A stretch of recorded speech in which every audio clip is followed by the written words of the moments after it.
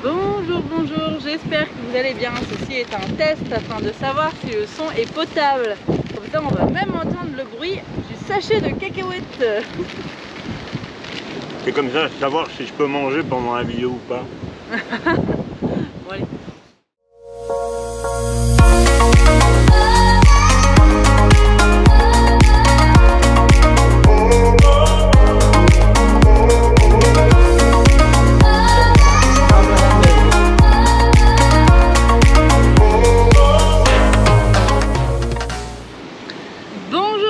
J'espère que vous allez bien. On se retrouve aujourd'hui dans cette nouvelle FAQ, la deuxième quand même. Hein. Ouais, c'est pas mal. Hein. Bon, il y a un moment l'autre déjà. Ouais, c'était au tout début du voyage. On était à Cancun. Ouais. Ça fait 1 mois et demi. C'est ça. Et je pense qu'on a clairement notre nombre d'abonnés qui a doublé depuis. C'est ça.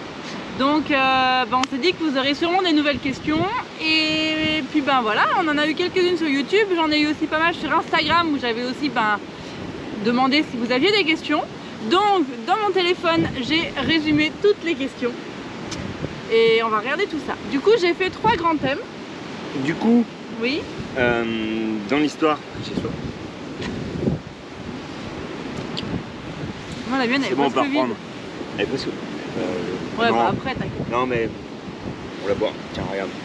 Ah ouais. Une solution. Du coup, j'ai fait 3 grands thèmes. Nos projets, de manière générale, le projet, le voyage et tout ça. Plus sur la vie en van, sur Jean-Louis, etc. Sur l'école par rapport à l'IA, mais nous en général. Voilà, en gros, comment ça va se dérouler.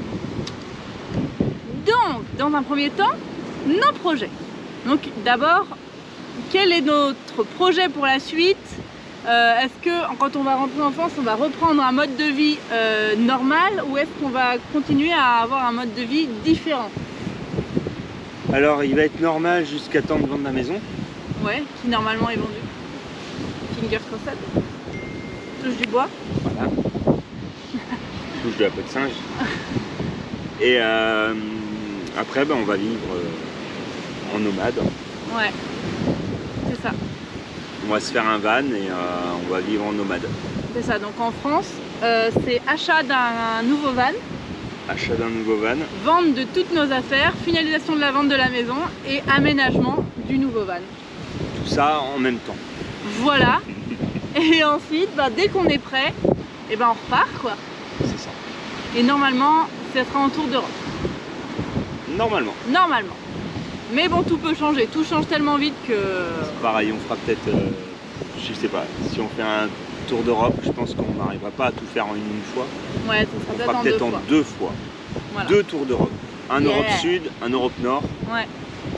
Peut-être, ouais, plus comme ça. Ensuite, on m'a dit quel véhicule pour la suite, un plus grand, un plus spacieux, etc. Beaucoup plus spacieux. Ouais, en même temps celui-là il est pas très grand. Hein. Ouais, plus grand. Moi j'optais pour un plus petit qu'on pense en fait. Et Charlène elle disait non mais moi je veux beaucoup plus grand. Non, donc, parce qu'en fait je me dis, pourquoi je veux plus grand, là clairement j'ai assez d'affaires. Mais là on est en mode été et si on veut faire l'hiver, il faut quand même qu'on ait un van, il faut qu'on ait une douche, il faut qu'on ait du chauffage, il faut qu'on emmène les affaires d'hiver. Et Dieu sait que les affaires d'hiver, ça prend de la place. Et voilà, et je vois que Liam aussi, il lui faut quand même un certain nombre de jouets. Il faut aussi des affaires pour faire l'école à la maison. Et voilà, j'ai pas envie de me retrouver submergée avec des affaires et un truc rempli de partout. Donc je pense que pour qu'on soit bien, il faut quand même quelque chose de relativement grand. Parce qu'il faut pas oublier que ça sera notre maison. On n'aura pas, ça sera pas un truc où à côté on a notre maison. Non, non, toutes nos affaires seront dans ce van. Donc bon. Voir... petite remorque. Ah, lui il veut une remorque carrément. Alors après on dit que moi je veux on dit que moi je veux grand, mais lui il veut un van avec derrière une remorque pour mettre un quad quand même hein. Oui, ou une moto ou un scooter. Liam il m'a dit que si on avait un quad, et il fallait un quad aussi pour lui. Voilà, donc on est mal barré dans cette histoire. Mais acheter une remorque comme ça serait une remorque fermée, donc on pourrait faire des rangements. C'est vrai. Aussi. Ça veut dire un garage en gros. Ça serait un garage roulant. Non mais il y a de l'idée. Donc à voir. À voir. à voir déjà avec le van, l'aménagement qu'on va faire, la place qu'on aura à l'intérieur. Globalement, on pense à un L4H2 pour ceux à qui ça parle, voilà. C'est ça.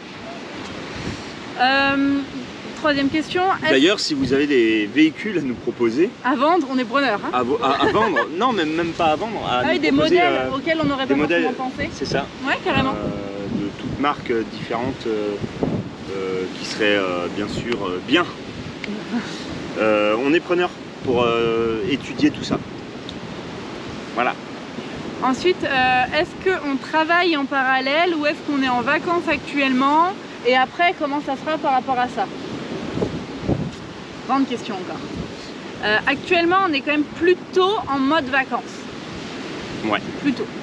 Après, mine de rien, sortir une vidéo par jour sur YouTube, c'est du travail. Je pense qu'à l'avenir, de toute façon, on arrêtera les vidéos la journée, à moins que... Ça dépendra des moments, je pense. Quand on sera en voyage, on peut continuer. C'est ça. Mais par contre, quand on sera à la maison, ça ne sera pas forcément intéressant. Mais voilà, actuellement, notre travail, en fait, c'est de développer nos réseaux. C'est à peu près l'objectif. Pour la simple et bonne raison que... qu'en fait, on a plein de projets. Des projets, on en a plein. Des idées de développement, on en a plein. Mais pour ça, il faut du monde derrière nous, en fait. Et voilà, tout simplement. Donc là, on cherche en même temps... alors, on ne travaille pas officiellement, on n'a pas de salaire, là, actuellement. Mais voilà, moi, je ne peux pas dire que je travaille pas parce que ça me prend quand même du temps de sortir une vidéo par jour sur YouTube, de gérer en même temps Instagram, de faire des illustrations, je pense qu'on ne sortirait pas une vidéo par jour, on aurait 1 heure de vidéo. Ouais, c'est clair. On filmerait moins, enfin, ce serait pas pareil. Ouais, c'est vrai. C'est différent. On profiterait peut-être plus de vivre le moment sans filmer. C'est pour ça que je dis qu'on travaille, parce qu'en soi, on est quand même toujours en train de se dire faut filmer, moi il faut que je fasse les montages, il faut que je fasse les miniatures, il faut penser à uploader les vidéos, il faut s'organiser en conséquence. On filme pas tout. Ah bah non. Parce qu'on filmerait tout. C'est ça. Bref. Vous n'en sortirez pas à regarder tout. Donc voilà. Ensuite, et après, comment ça va se passer? Moi, je vais continuer dans cette optique-là. Développer aussi un peu mon business d'illustration, de création de logos, toutes ces choses-là. Je vais reprendre ma formation parce que j'avais une formation en ligne que là, du coup, j'ai un peu mis de côté. Voilà. Et Valentin, par contre, lui, va reprendre le travail quand on va rentrer en France. Ouais. Et l'idée, c'est que tu fasses à peu près 6 mois, 6 mois.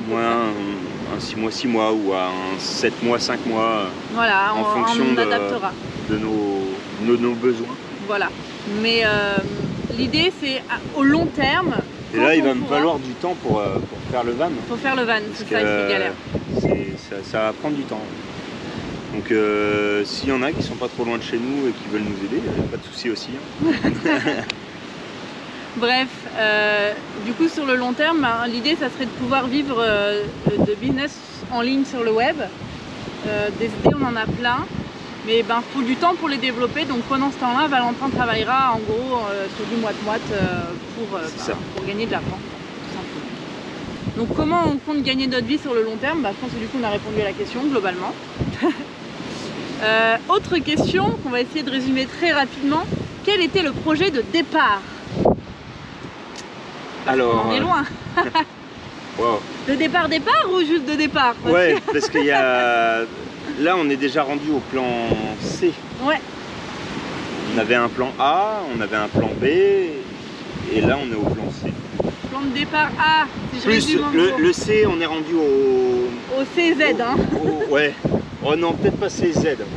Faut qu'on garde un peu de marche. Ouais. Non, mais le projet initial, c'était tout vendre et partir au Canada. Donc je roule là-bas. Et qu'ensuite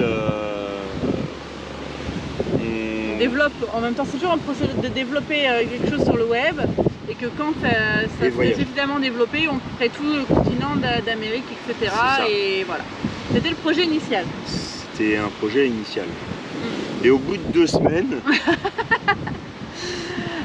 on était tombé sur la vidéo des Cost qui parlait de leur projet d'éco-village qui nous avait énormément parlé. Et donc on a décidé de rejoindre ce projet, on l'a rejoint assez rapidement au début du projet, je pense je sais plus exactement On quand, était avril-mai. 6 Ouais, familles ouais. quand on est arrivé nous. Ouais, c'était vraiment le tout début. Et on a quitté le projet en novembre, fin novembre. Ouais, fin novembre. Bah, quand le projet a changé Ça a totalement changé. de vision en fait, tout simplement. Nous, ça nous correspondait plus la nouvelle version et du coup on a décidé de quitter le projet, tout simplement, voilà. Et donc du coup on s'est dit ok, ben, de toute façon on a déjà pris nos billets pour passer 3 mois au Mexique parce qu'on avait prévu de passer 3 mois au village pour voir si ça nous plaisait ou non. Et comme au final on a changé de projet, et ben on s'est dit on va juste faire un road trip au Mexique, voilà, tout simplement. C'est ça, s'acheter un véhicule et faire un road trip. Et pour répondre aux questions, on est bel et bien passé au village parce que c'est une question à laquelle je réponds tout le temps. On y est passé un après-midi, voilà. C'était sympa de se rencontrer vu qu'en vrai quoi, vu qu'on n'avait que communiqué par les réseaux. Mais voilà, on est juste passé un après-midi et puis ensuite on a repris la suite de notre voyage. Bon, on n'a pas été loin. On va jamais très loin de toute façon. Bref, alors. Ah, mes cheveux ça m'énerve avec le vent là. C'est ton problème. T'as qu'à mettre une casquette. Ah ouais, grave, attends. Elle est partie. M'a laissé tout seul.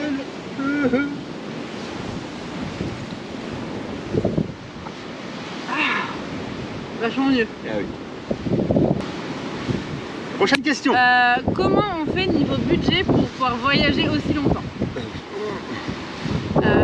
En fait déjà il y a une partie, par exemple le van qu'on a acheté c'était sur des économies qu'on avait. Ouais. Et ensuite vivre sur place c'est tout simplement avec l'argent qu'on touche tous les mois. Parce que Valentin touche encore le chômage. Moi je l'ai touché aussi une partie, là maintenant non, mais au début je le touchais encore. Et au final le coût de la vie il est moins cher ici. Enfin, bon, après on prend sur les économies un minimum. Ouais mais globalement on vit quand même en bonne partie. On a toujours les charges en France. Ouais c'est ça, mais il y a quand même une partie de notre budget de tous les mois du quotidien qui est en fait financée par ce qu'on gagne au quotidien en fait. C'est ça. Ce qui est surtout l'achat de départ, c'est les billets d'avion et l'achat du van. Donc au final rester un mois de plus, ça change pas fondamentalement les choses niveau budget. Non, ça change pas. Parce qu'une fois qu'on est sur place, ça change pas grand-chose. De toute façon, si c'est pour être confiné, c'est pas la peine. Je pourrais pas travailler. Ça. Donc voilà, en gros, en fait, je trouve que partir par exemple une semaine dans un endroit, c'est pas forcément rentable parce que les billets d'avion coûtent cher et une fois que tu es sur place, la vie est pas si chère que ça. Enfin, tout dépend de comment tu voyages. Ça dépend où tu vas aussi. Et ça dépend où tu vas. Parce qu'au Mexique, c'est sûr, ici, ça coûte pas cher. À Cancun, à Playa, à Tulum. Ouais. Donc voilà, tout dépend de comment tu vis aussi, de tout ça, mais si tu veux vraiment essayer de pas trop dépenser, il y a moyen, une fois que tu es dans un pays, si tu vis comme les locaux, en fait tu as moyen de vivre pour 3 fois rien parce que eux ils gagnent beaucoup moins que nous. Et après il y avait une question un peu plus large qui nous concerne pas forcément, mais c'est en gros par où commencer, où partir, combien de temps et quel budget quand on veut débuter à voyager en fait. Je trouve que cette question est compliquée. Moi je trouve que les pays d'Asie c'est quand même vachement bien pour débuter, comme la Thaïlande, parce que c'est simple en fait là-bas, c'est hyper simple. C'est très simple. Il y a de la nourriture, c'est facile, le logement c'est facile. C'est ça, faut pas prendre de véhicule. C'est ça, il n'y a pas besoin d'avoir de véhicule sur place, c'est hyper simple de se déplacer. Après, il y a des endroits, nous on a loué des scooters ou des trucs comme ça, mais... Oui, mais c'est simple à faire sur place. C'est très simple à faire sur place. Voilà, donc en gros, moi je conseillerais... Ça sert à rien de prendre une voiture et de se déplacer soi-même. Ouais, ça sert à rien de louer une voiture, des transports et... transports en commun, louer des scooters sur des endroits, des îles, des choses comme ça. C'est ça. Mais voilà. Donc moi je conseillerais un pays d'Asie et je trouve de partir pour une durée d'1 mois dans un premier temps c'est bien. Parce que... On l'a fait l'année dernière. Ouais. Et 2 semaines c'est des vacances en fait. C'est pas un voyage, je trouve. T'as pas le temps de t'imprégner de la culture, t'as pas le temps de voir vraiment le pays. Il y a quelques années, on avait fait la Réunion. La Réunion, on avait loué une voiture là-bas. Ouais. Parce que c'est plus compliqué à se déplacer. On était moins en mode voyage quand même, je trouve qu'on était plus en mode vacances. Mode vacances. On est parti 3 semaines. C'était cool. Ouais. Donc, et quel budget prévoir pour être bien? Franchement, ça dépend vraiment de votre mode de vie parce que... Enfin, en fait, quand tu voyages vraiment en mode sac à dos, il y a des gens qui vivent pour 3 fois rien par jour, quoi. Surtout dans les pays d'Asie ou pays comme le Mexique. Enfin, il y a moyen de vivre vraiment pour pas cher si c'est ce que tu souhaites en fait. Moi je trouve que après en fait sur place faut prévoir une enveloppe. Il y a plein de sites super comme le site web Tour du Mondiste dessus. Par exemple, je sais qu'il y a moyen d'estimer votre budget Tour du Monde. En gros, tu choisis une destination et ça te donne des idées sur combien tu peux vivre, combien ça te coûte par jour sur place, des choses comme ça. Et selon divers voyageurs. Et si beaucoup de voyageurs ont fait, ça te donne à peu près une moyenne. Mais ça veut rien dire, parce que s'il y a des gens qui vont prendre un hôtel à 100, 200 € la nuit, entre des gens qui vont prendre un truc à 20 € la nuit, enfin, c'est complètement variable. Si tu manges, si tu manges local ou si tu manges, si tu veux rechercher de la nourriture européenne, enfin, tout change. Mais je pense qu'il n'y a pas besoin d'avoir un gros budget pour voyager. Je pense qu'il faut vraiment s'enlever cette idée de la tête. Que si tu t'adaptes au pays et que tu... Voilà, il y a vraiment moyen de ne pas dépenser trop. Ce qui coûte cher, c'est l'avion. Ce qui coûte cher, c'est éventuellement de se déplacer. Mais vivre en soi dans le pays, bah, c'est pas si cher que ça. En plus, si tu as un revenu, par exemple, je sais pas, si tu es au chômage, il y a le droit à 3 mois, je crois, à l'étranger ou 4 avec Pôle emploi. Sinon après t'as pas le droit, mais tu as le droit à 3-4 mois par an à l'étranger. Donc voilà, moi un budget c'est impossible parce que même nous en vérité on ne connaît absolument pas les budgets de nos voyages. On calcule jamais combien ça nous coûte au final. On sait qu'on a un peu d'argent de côté, on sait qu'il faut qu'on fasse un minimum attention et après on vit sur place quoi. Pour ce voyage il y avait Jean-Louis donc fallait acheter le van, voilà. Ouais. Bah là on a dépensé quand même un peu plus que ce qu'on avait prévu vu qu'il y avait toutes les réparations qu'on n'avait pas pris en compte. Hein. J'ai calculé tout ce matin, mais bon. Non, vaut mieux pas savoir. Je crois que c'est une question d'après, alors dis-nous-le pas tout de suite. D'ailleurs, du coup, on passe à la seconde partie, plus à porter sur la vie en van, enfin sur le van en lui-même. Bien. Ouais.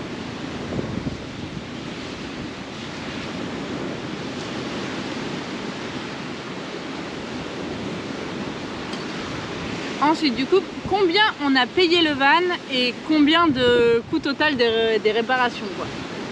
Ah bah ça commence direct. Ah ouais. Allez, du coup on enchaîne.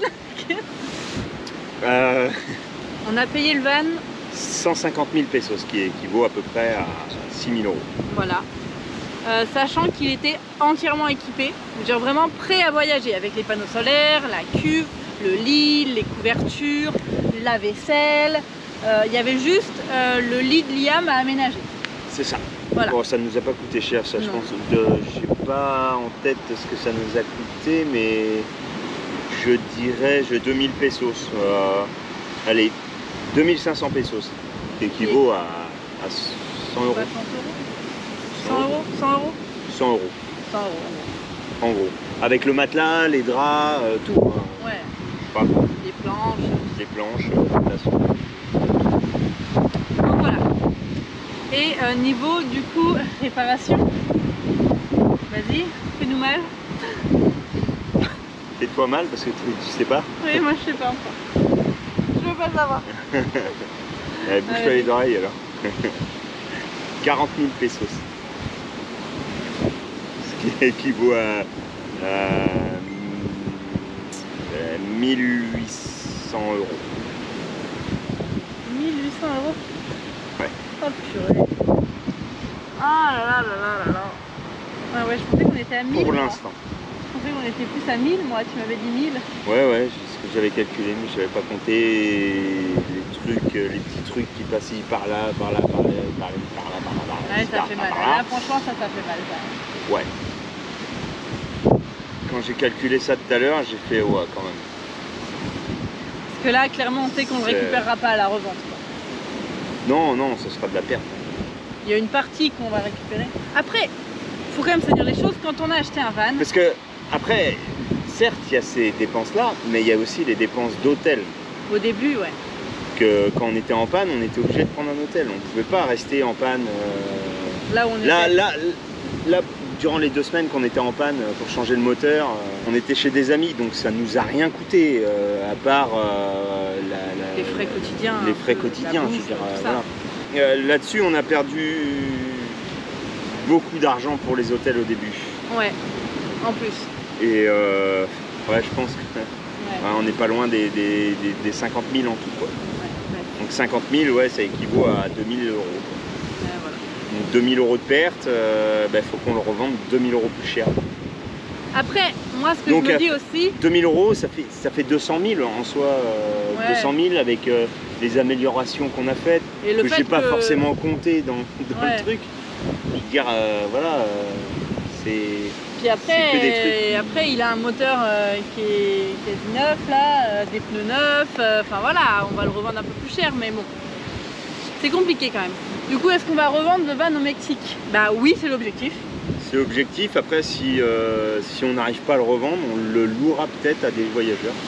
Voilà. Avec les copains là où on était, ils sont prêts à le garder en attendant on trouve à quelqu'un qui le vende, donc on verra. Mais le but, l'objectif c'est ça, c'est de le revendre. L'objectif c'est de le revendre.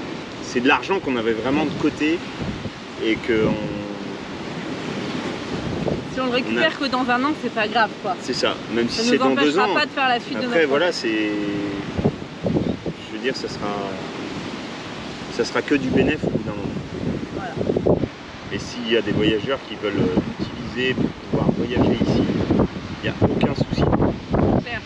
Autant qu'il soit utile à quelqu'un. Ensuite, le positif et le négatif d'un voyage avec un combi au long cours. Franchement, nous en soi, il nous plaît. Enfin, franchement, pour un voyage de 3 mois, aucun souci. C'est top. Quand ça marche. Voilà, c'est ça. En fait, on n'a pas beaucoup de place, mais ce qu'on a, ça nous suffit.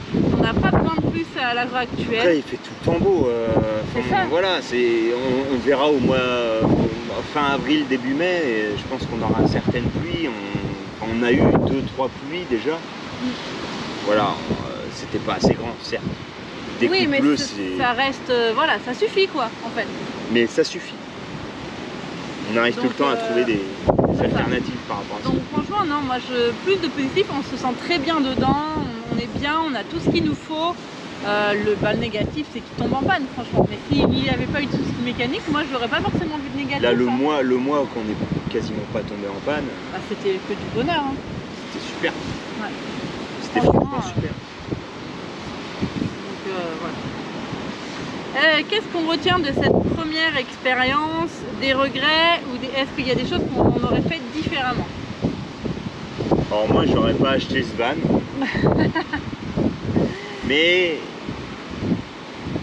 j'aurais voulu en avoir un jour dans ma vie. Donc, au final, ça reportait un peu le truc et il aurait encore plus vieilli et au final, on aurait peut-être été encore plus emmerdé. Mais en fait, j'ai pas de regrets parce que je peux pas dire. En fait, on sait, enfin, nous, on est des fervents penseurs que rien n'arrive par hasard et que tout arrive pour une raison. Donc à partir de là, il ne peut pas y avoir de regrets en fait. C'est ça. On est tombé en panne dans des endroits. À chaque fois, c'était des chouettes rencontres et des bons moments. Voilà, on a rencontré des super personnes à chaque fois, donc. C'est ça. On peut pas dire que ce soit un regret de tomber en panne. Ouais, c'est ça en fait, parce que. Non, je pense qu'il fallait que ça arrive pour que ça nous apprenne à nous débrouiller par nous-mêmes, à nous surpasser peut-être un peu aussi, à nous montrer que confiance en nous. Ouais, aussi, ouais, effectivement. Nous montrer que c'est pas si simple et que faut savoir un peu se débrouiller même quand on a des emmerdes. Enfin voilà, non. On aura surtout énormément appris pendant ce voyage en fait, et je pense que c'est ça qu'on va retenir. Même s'il n'est pas fini, on a encore le temps d'apprendre. Mais pas trop Jean-Louis, pas trop quand même. C'est bon, on a bien appris.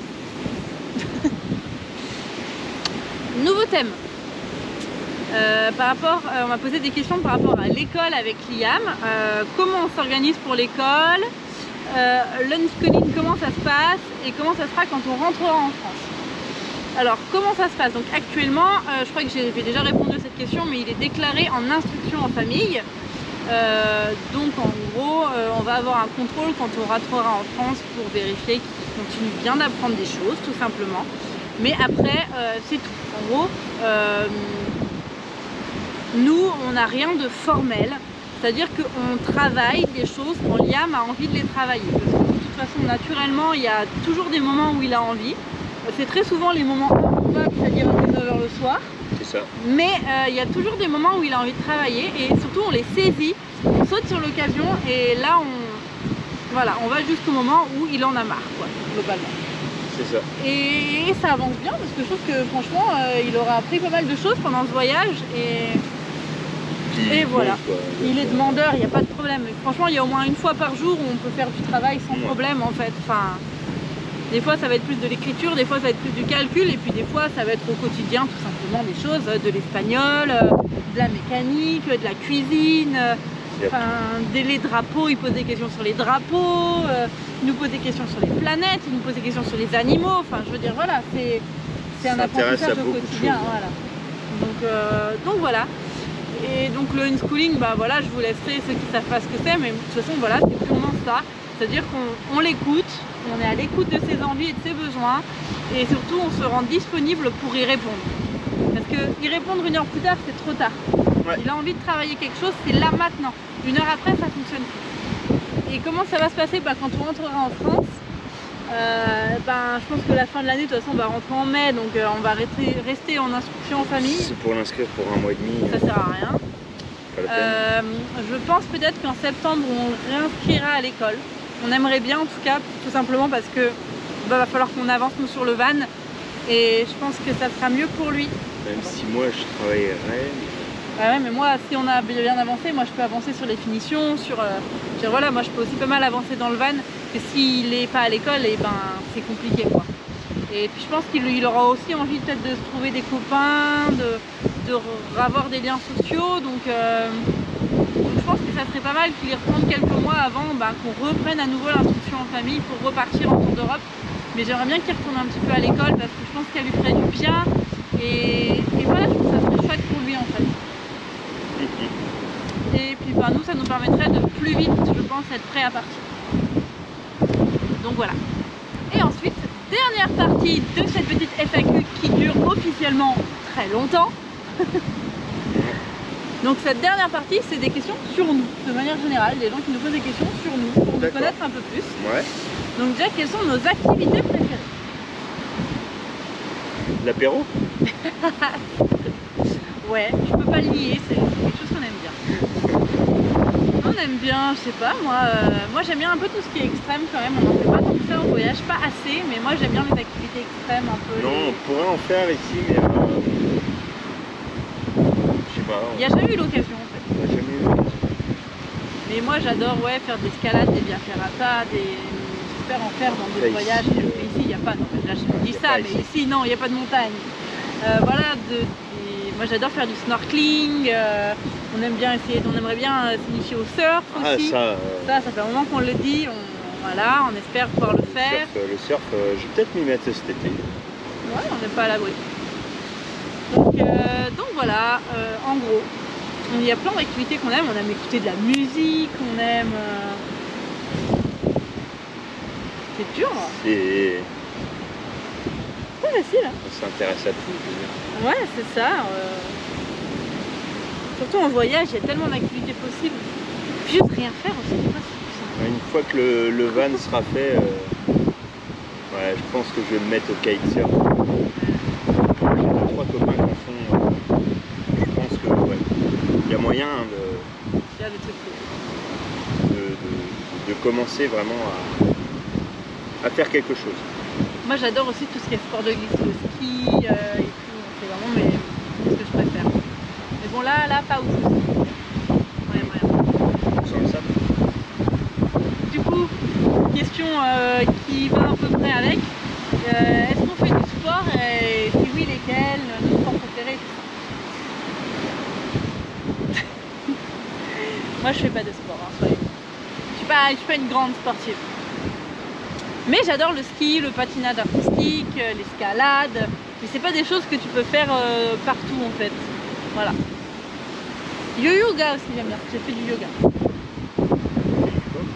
Oui, c'est du sport le yoga. Fais une bonne séance de yoga et puis on en reparle. Hein. Ah pardon. Excusez-moi.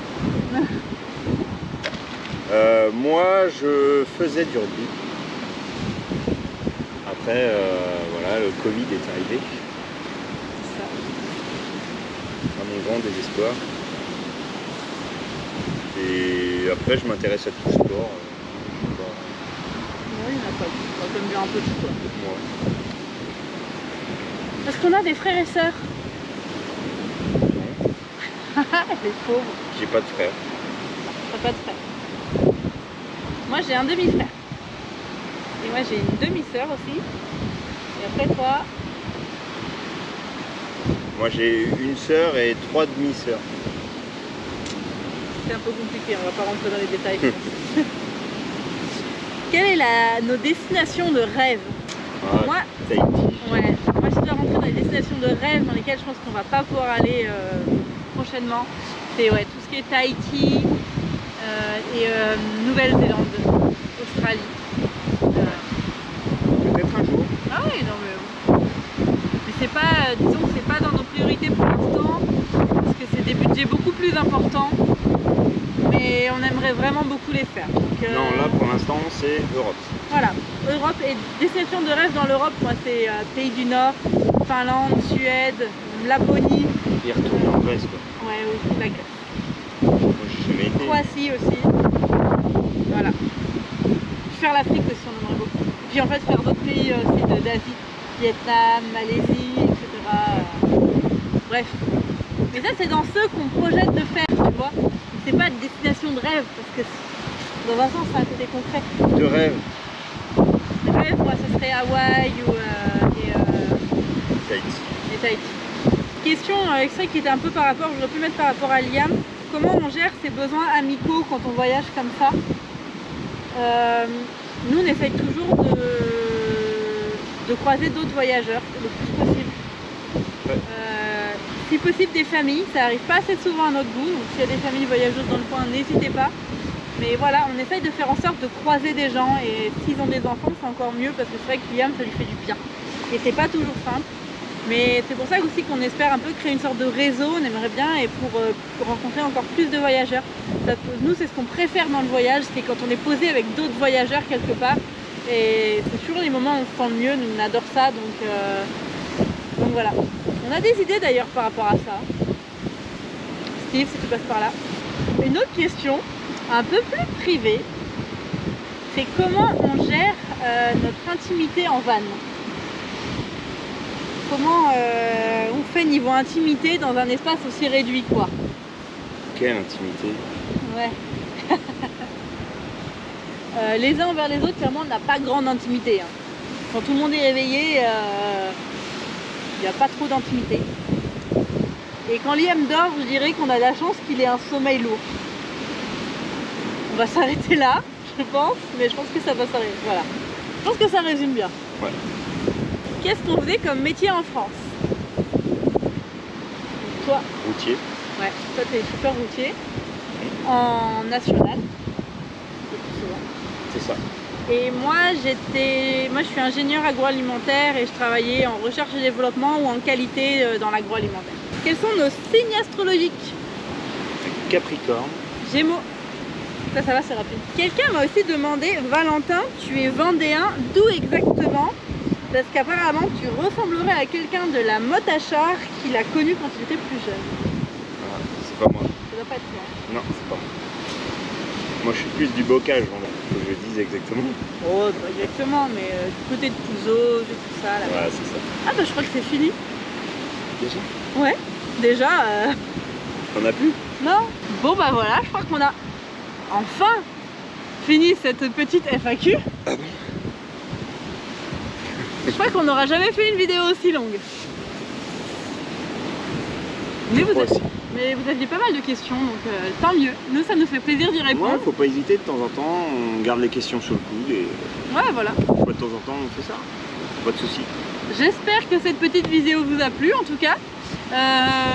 Pour ceux qui nous rejoindraient par cette vidéo, sait-on jamais, et ben abonnez-vous parce qu'on a encore un bon mois. Un bon mois et 2 semaines, je dirais. De voyage ici au Mexique. Après, ben, tous nos futurs projets futurs, comme vous le voyez, il y en a plein à venir, donc ça va être chouette aussi. Ça va envoyer du lourd. On a trop hâte, nous. Bon, on va déjà finir celui-là quand même. Ouais. Un projet à la fois. Ouais, parce que c'est pas mal ce qu'on va voir quand même. Ouais. Voilà, si on arrive enfin à reprendre la route, ce qui normalement devrait arriver d'ici une semaine, on On a plein de belles choses encore qu'on va voir et moi j'ai trop hâte. D'ici une semaine, ouais. Donc voilà. Ouais.